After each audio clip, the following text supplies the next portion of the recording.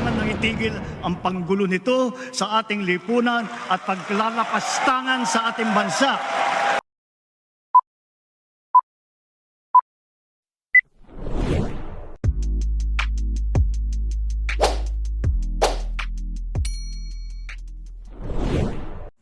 Welcome back sa aking YouTube channel para sa mga first time na po nanonood. Just click nyo lang din Mr. Lee. Anyway guys, wala na ba ito, libre lang, tulong mo na lang din sa kapwa mo. Alright, thank you very much. Ang topic natin ngayon for today's video, Duterte Legacy, Pogo, West Philippine Sea at Drug War. Dinurog ni BBM sa kanyang zona. Yan guys, malamang nakita nyo na sa TV, napanood nyo na sa Facebook, sa YouTube, lahat, di ba? So, nakita natin, nung zona kahapon, kung nakapanood kayo guys, sa una, yung mga agrikultura at kung ano-ano pa. Pero yung pang-highlight niya talaga guys, ang pang-highlight niya talaga, itong una, yung Pogo, di ba? Na kung saan, ay binan niya na. Di ba? Binan niya na guys. Kasi nga naman, ang dami nang nananawagan at talaga ng mga iti sumisira sa ating bayan, di ba? Nadudungisan, nakakakuha ng mga negative impression lalo na sa mga investor sa ibang bansa. Siyempre, iniisip nila, bakit nyo pinayagan yan? Ayaw nga ng China yan, tapos sa inyo pinayagan. So, alam naman natin, Duterte legacy to. Namayagpag to nung pagpupo ng Digo. Di ba? At naging, hindi to naging batas kagad guys, di ba? At ang alam natin, maraming pang utang ito sa gobyerno na hindi nabayaran. Dahil nung una, wala naman talagang tamang bis dito. Di ba? Pinasa lang yung batas na yan, na-regulate lang, noong 2021, kung kailan paalis na itong si Duterte. Pero nung nandiyan pa dyan, 2016, 17, 18, 19, 20, talagang tiba-tiba sila. Guys, di ba? Pero sa kabila na sinasabi ni Digong na malinis daw ang Pogo, di ba? Pinagmamalaki niya. Kailangan natin ng pera. Pero ang kapalit naman nito, guys, ay talagang kasiraan. Naging sakit ng ulo ng gobyerno, ginagastusan. Di ba? At talagang nag-viral. Kaya pasalamat muna tayo kay Senador Risa Ontiveros. Dahil sa magaling na paghawak dahil siya yung chairman ng committee na yan. Talagang nag-viral, di ba? Dito kay Alice Goo, tapos napunta sa Porac, Pampanga, talagang naging usapin ng bayan. At hindi lang yun, tama si Pangulong Duterte, di ba? Na talaga namang naging pugad, di ba? Ng human trafficking, kidnapping, torture, even murder, sabi pa niya, di ba? So, talagang saludo tayo kaya Senador Ontiveros kasi talagang nakikita natin guys, isa siya sa magagaling na mga senador na kailangan ng ating bayan. Di ba? Lahat ng iniimbestiga niya guys may resulta. Di ba? Naalala niyo, di ba? Yung sa pastillas, yan sa immigration, yung kay Senyor Aguila, di ba?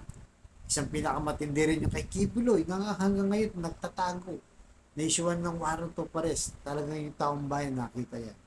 At itong nakaraan nga at yung pinaka-latest kay Alice Goo hanggang sa lumalim dahil nga sa mga kinukwento niya na napaka-complete. Actually, katuwang niya itong si Senator Win Gatchalian na nananawagan na siya guys, di ba? Sabi ni Senator Ontiveros, nananawagan tayo sa Pangulong Bongbong, sa Pangulo natin na sana i-ban na, total ban. Di ba? At hindi lang siya, marami rin ang bumakap diyan, di ba? Yung DND Secretary, yung sa Department of Finance, sa NEDA. So karamihan, di ba? Guys, karamihan talagang ayaw na sa Pogo. Itong Duterte legacy na talagang dinuro. So naman guys, panoorin muna natin yung kanyang pahayag kahapon. Baka hindi nyo ba napanood regarding sa ban ng Pogo. Tuloy-tuloy na natin West Philippine Sea at yung drug war. Tapos pagkatapos nito, ituloy natin ang ating reaction. Right? Pasok BBM. Ising na balita ni Maricel Halili. Kailangan nang itigil ang panggulo nito sa ating lipunan at paglalapastangan sa ating bansa. Nag-standing ovation ang mga dumalo sa ikatlong State of the Nation address ni Pangulong Bongbong Marcos sa batasang pambansa nang kuntinahin ng Pangulo ang mga karahasang dulot ng pogo sa Pilipinas. Sinundan ito ng pasabog na desisyon ni PBBM. Effective today, all pogos are banned. Lalo nang umalingaw-ngaw ang sigawan. I hereby instruct PAGCOR to wind down and cease the operations of pogos by the end of the year. Bukod sa pogo, matapang at klaro rin ang pahayag ni PBBM tungkol sa West Philippine Sea. The Philippines cannot yield. The Philippines cannot waver. Ipinangako rin ng Pangulo na magpapatuloy ang hakbang na ginagawa ng Pilipinas para pahupain ang tensyon sa agawan ng teritoryo. Ang West Philippine Sea ay hindi katang-isip natin lamang. Ito ay atin. At ito ay mananatiling atin hanggat nag-aalab ang diwa ng ating minamahal na bansang Pilipinas. Kapansin-pansin ding bahagyang naging emosyonal si Pangulong Marcos nang pasalamatan niya ang mga mangingisda at mga nagbabantay sa West Philippine Sea. Sa buong sandatang lakas, sa Coast Guard, sa ating mga mangingisda sa West Philippine Sea.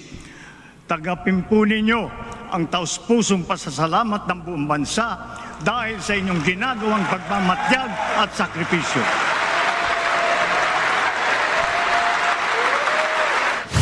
Natalakay din sa SONA ang war on drugs. Sa ngayon, nabawasan na raw ang mga barangay na apektado ng iligal na droga. Pero paglilinaw ni PBBM, walang puwang ang pagpatay sa kampanya kontra droga ng kanyang administrasyon. Our bloodless war on dangerous drugs adheres and will continue to adhere to the established 8 E's of an effective anti-illegal drug strategy. Extermination was never one of them.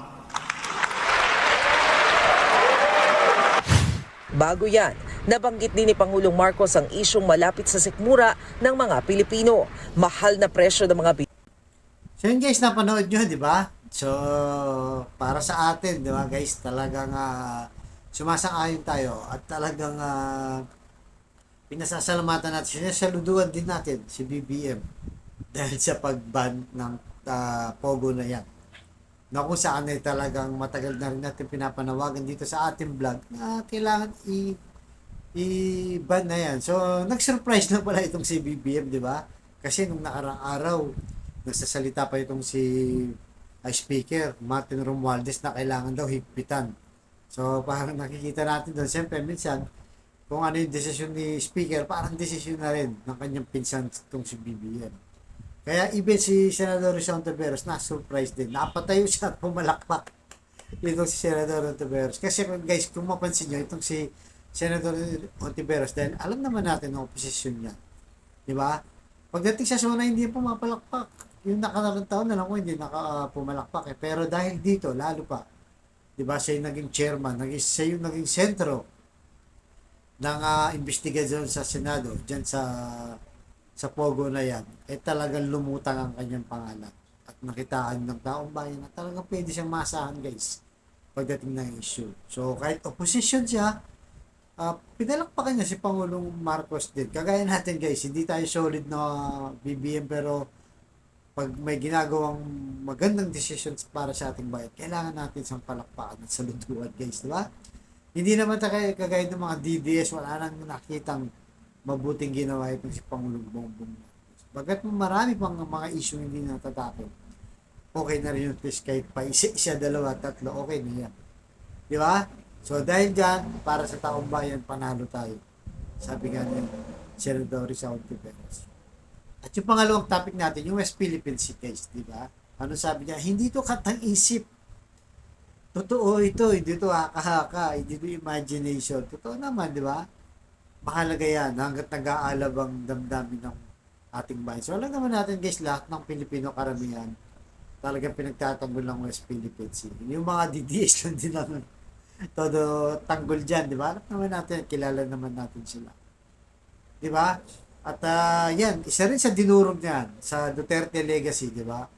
Dahil sa West Philippine Sea, alam naman natin, di ba? Sabi niya, yung arbitrary ruling, yung siya nanalo tayo ng 2016, papel lang yan.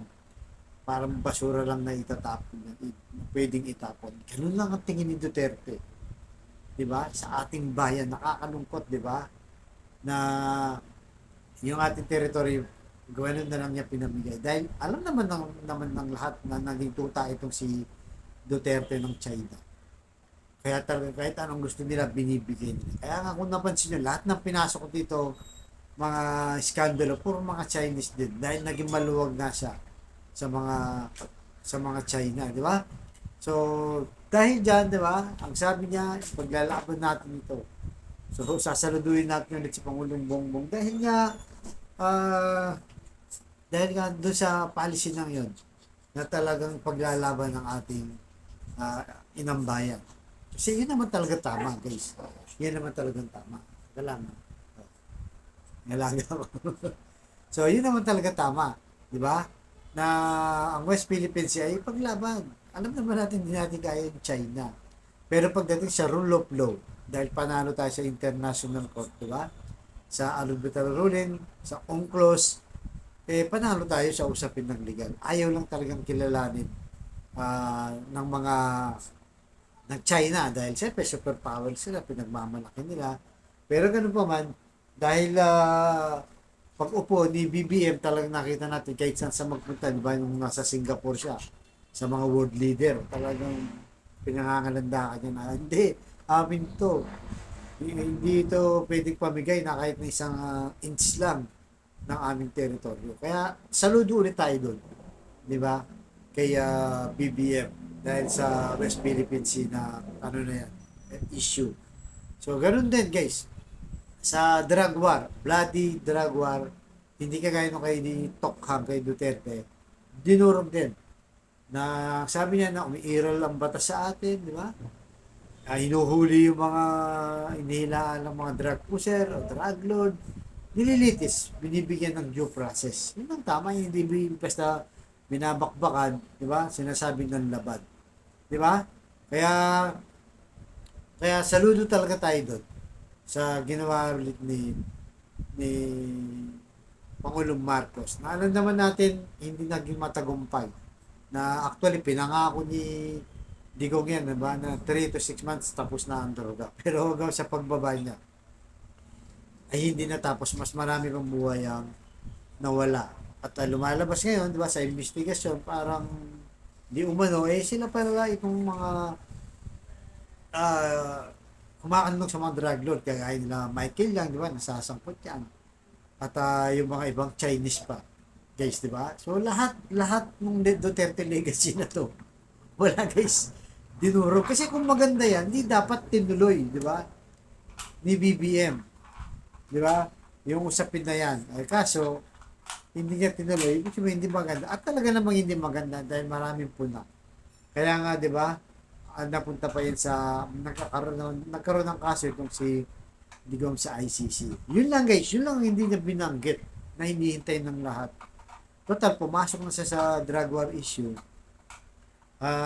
ni Duterte, di ba? Na pinagmamalaki niya na mas maayos ngayon at talagang hanggat pwede walang mamamatay.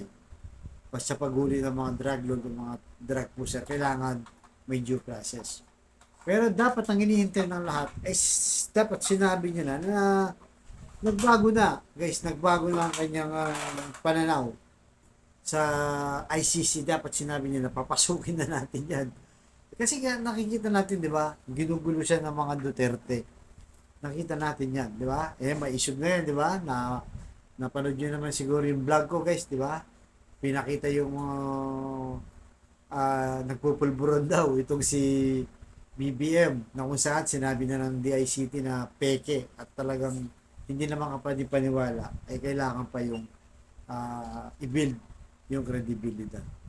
Kaya dahil dyan, guys, sa SONA, siyempre marami pong mga importanteng bagay na dapat binanggit niya. Pero siyempre sa oras lang yun, hindi naman niya kakayanin ng lahat, guys. Kaya saludo tayo sa kanya. At sana, isa sa mga lalong pagtunang pansin yung pinakamalapit sa bitukan ng ating bayan. Ito yung pagtaas ng presyo ng bilhin na kung saan hindi niya nasusolusyonan. Itong si Pangulong Bongbong Marcos. Pero may ginagawa naman siya, guys. Pero sana nga, di ba, bago siya bumaba, ay talagang magawa ng paraan to. Kung hindi, yung mga ibang ginagawa niya kahit mga malalaking project, wala din yan. Kasi importante yung sikmura ng taong bayan. So kaya guys, ano masasabi niyo sa SONA ni BBM? Approve ba sa inyo o disapprove? Di ba?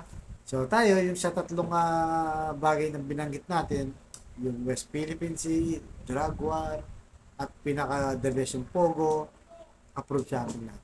Right? So, baka natin guys, kung talagang magsasara na ang Pogo, sabi, hanggang December na lang daw, tinutusan na yung PAGCO. Right? So, hanggang dito lang po, mga yung susunod ng